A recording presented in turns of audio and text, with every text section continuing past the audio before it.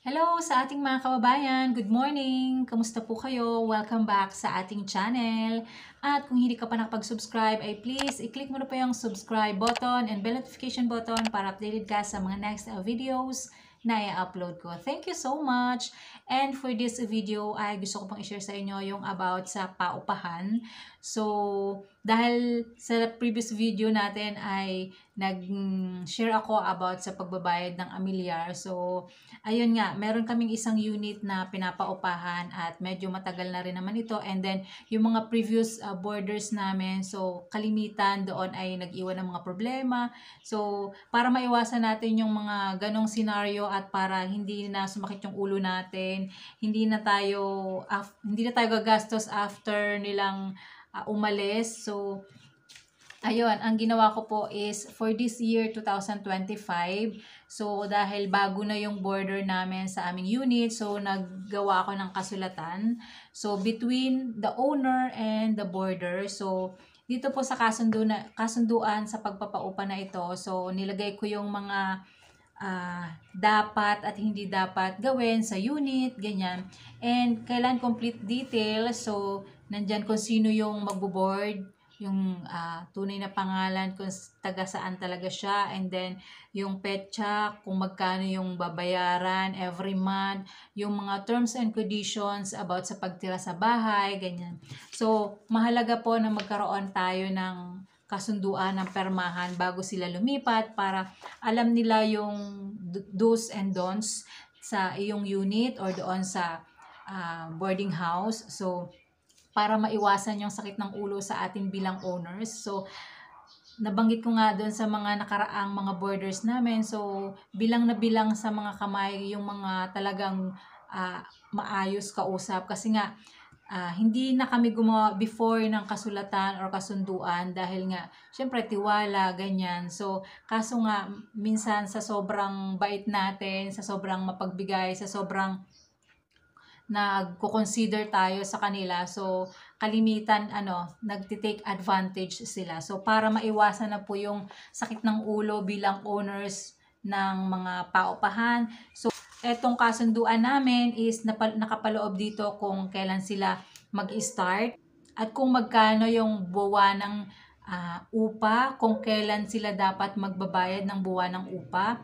And bago sila lumipat, ano yung terms and conditions mo, kung meron bang 1 month deposit or 1 month advance. So, dapat nakapaloob din dito sa inyong kasunduan.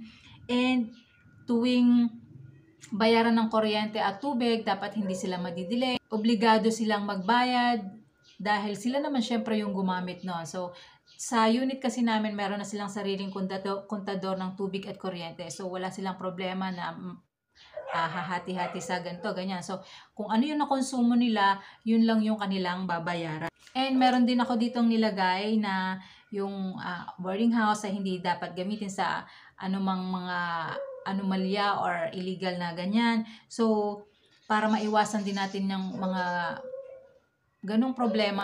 So, nakalagay din dito na hindi nila pwedeng paupahan sa iba yung bahay or yung unit. So, kung sila yung kausap ko or nakasundo ko dito sa pagbo-board, so sila dapat yung nakatira doon. So, nilagay ko rin dito na hindi pwedeng gamitin yung bahay or boarding house sa anumang sugal. So, para iwas tayo sa anumang paglabag, no?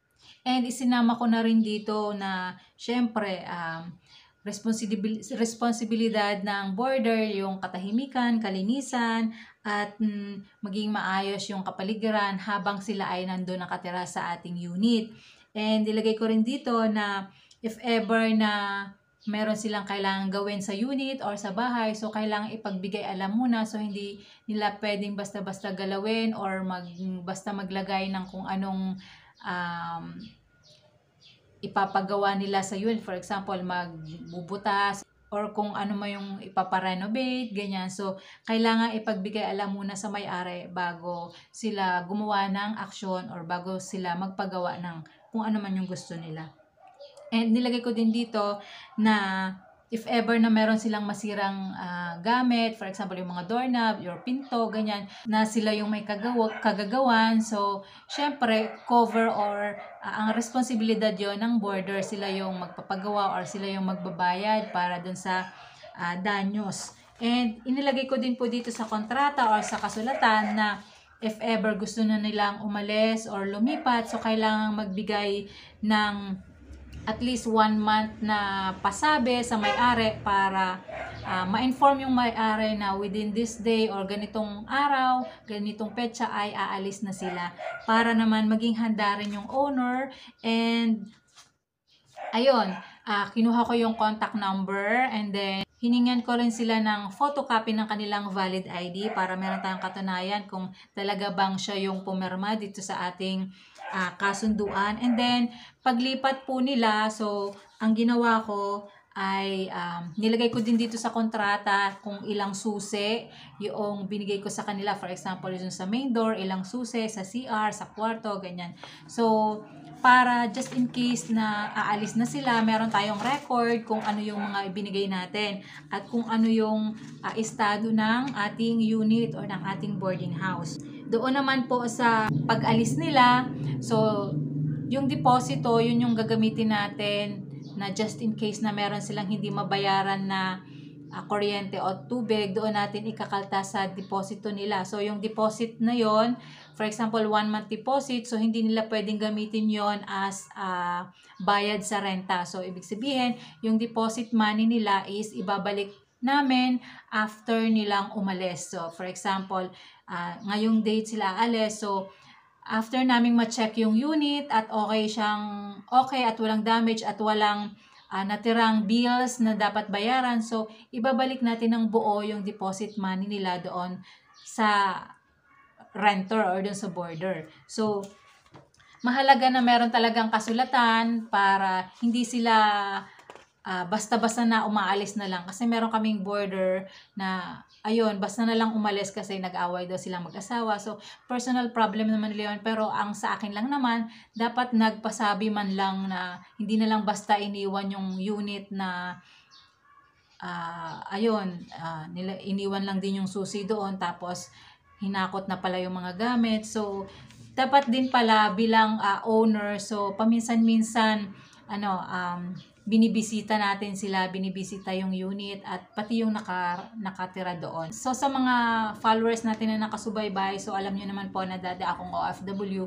So hindi ko talaga siya na bibigyan ng pansin or hindi talaga ako hands-on before dito sa aming unit kasi nga ayun, wala ako dito before and then ngayon, start 2025, so kailangan yung mga magbo-board, magre-rent. So, i-required ko na meron kaming kasunduan. So, mahalaga din talaga na meron tayong kasunduan between owner at saka sa renter or boarder para safety sa ating as a owner. And doon naman sa renter, meron sila talagang, mararemind sila na responsibilidad nila. So, hindi nila basta-basta tatakasan yon.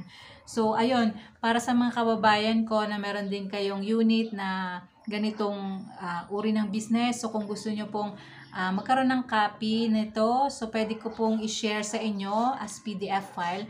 So, comment lang po kayo sa baba sa ating comment section kung gusto niyo po ng copy nito at ibibigay ko po sa inyo yung ating PDF file nito para makapag-print din po kayo at makapaggawa din po kayo ng inyong sariling kasunduan. So, ayun lang po muna for this video. Sana po ay nakatulong ito and good luck sa ating business. Thank you so much for watching. At kung hindi ka pa nakapag-subscribe, ay please i-click mo na po yung subscribe button and bell notification button para updated ka sa mga next videos na i-upload ko. Thank you so much! Bye!